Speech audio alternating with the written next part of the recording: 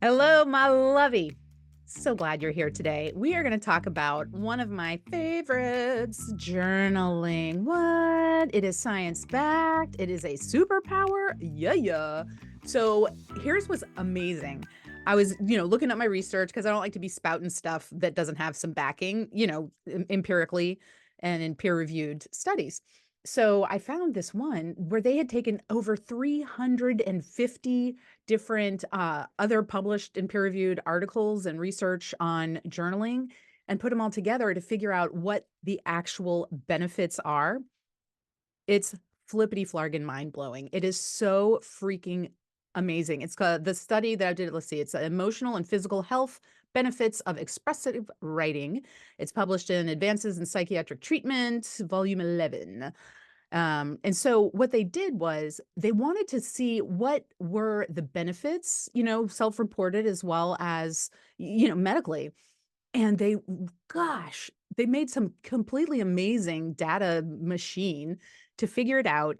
And it's, let's see, the improvements in both physical and psychological health in non-clinical, i.e., not in a medical setting.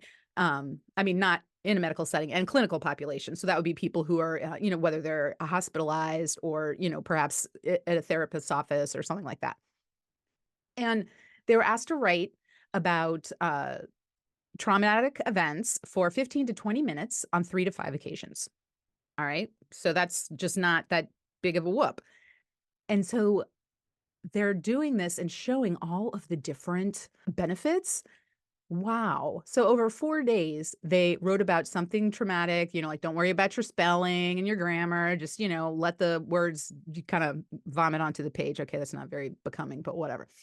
And the health outcomes, fewer stress-related visits to the doctor, improved immune system functioning, i.e., less colds and less, the crummy garbage days of like hacking and spewing, reduced blood pressure, improved lung function, improved liver function, fewer days in the hospital. Oh, insane. Improved mood slash affect. Affect is, what you're putting out to the world. Feeling of greater psychological well-being, reduced depressive symptoms before examinations, fewer post-traumatic intrusion and avoidance symptoms. And then for the social and behavioral outcomes, they didn't miss work as much. They got jobs sooner after job loss. Their working memory was improved. Improved sporting performance. I'm not 100% clear what that is, but higher student grade point average and altered social and linguistic behavior. 4 days. They journaled for 4 freaking days. So, what do you think? Can you like maybe incorporate a little bit of journaling? And it doesn't have to be, first of all, it doesn't have to be perfect. You don't have to worry about your grammar. This is for you. You can shred it when you're done, set fire. But it is excellent to write it with your hand instead of typing because that, first of all, slows you down a little bit and really gets the thoughts out.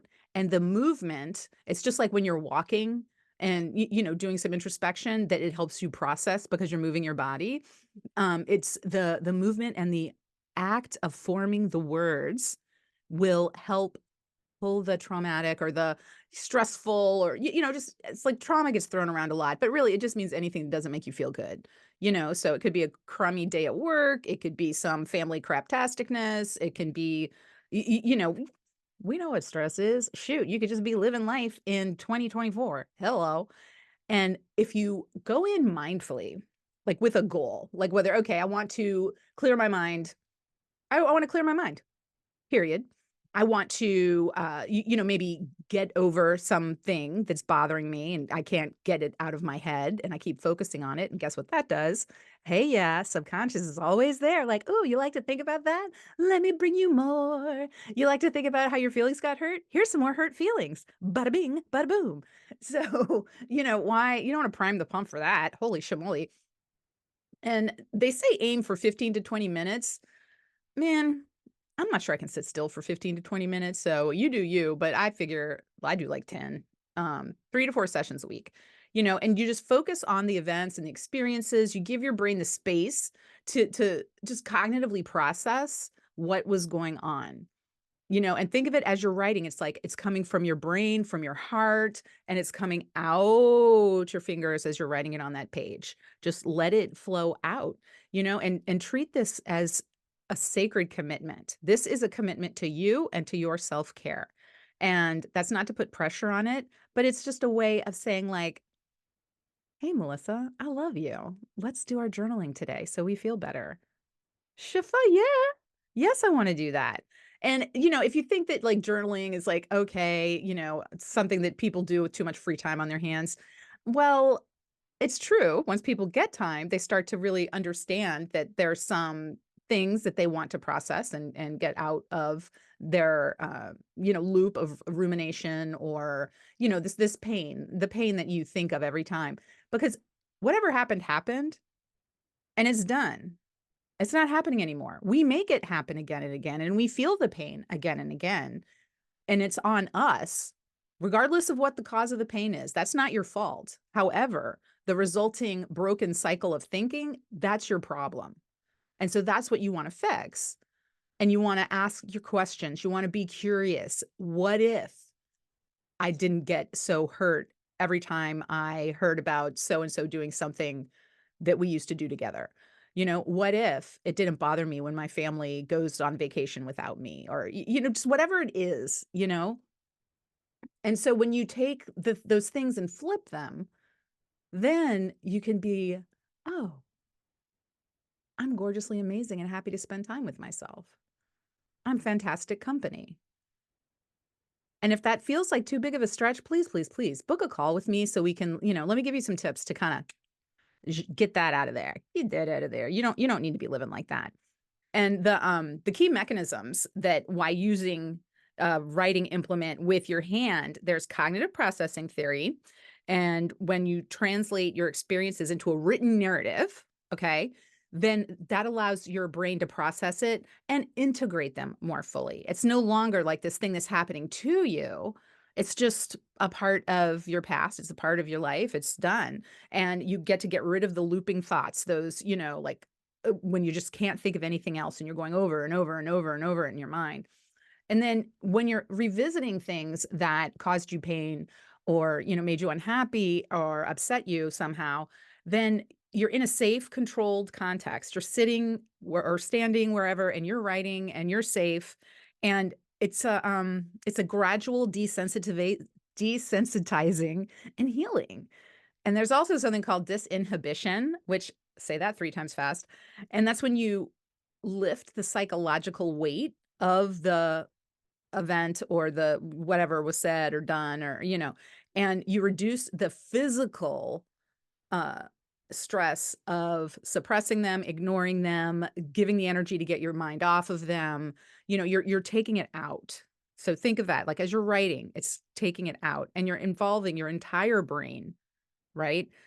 Because the physical act of writing, right? It fires up all the reasons of the brain associated with memory formation, emotional processing, logic, language, all of that stuff, which is more and allows you to more fully process.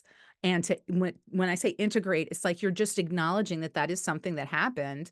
And now you're taking control of the narrative because it already happened and you're still here and you're an amazing, gorgeous miracle by virtue of the fact that you're breathing in air and feeding oxygen to your blood. What? Like that, we just do that all the time. That's absurdly cool. And the thing with consistent journaling that's so beautiful is that it becomes a way to, talk to yourself. You're having an exchange with yourself. You're explaining like, this is what happened, and this is why I felt that way, and how I wanna feel is this other way. So, what does that look like? Huh, what if okay, what if I could just do that, And if you do journal consistently, it's just an amazingly strong and powerful tool that, allows you to be in charge. You're the CEO of your mind, soul, body. That's you. All those experiences, all those emotions, all those thoughts, you have them. They don't have you, and you get to redirect them. And you get to prime yourself, strengthen yourself, and make yourself the kind of person that can be like, "Oh, my heart rate is up. I'm feeling kind of pity because I'm thinking about this person that triggers the to me and my family, you know? And it just makes me so angry because da da da da da da. Interesting. Get curious. Don't get up in your emotions. Just be like, okay, what if I just say hello to this and let it go?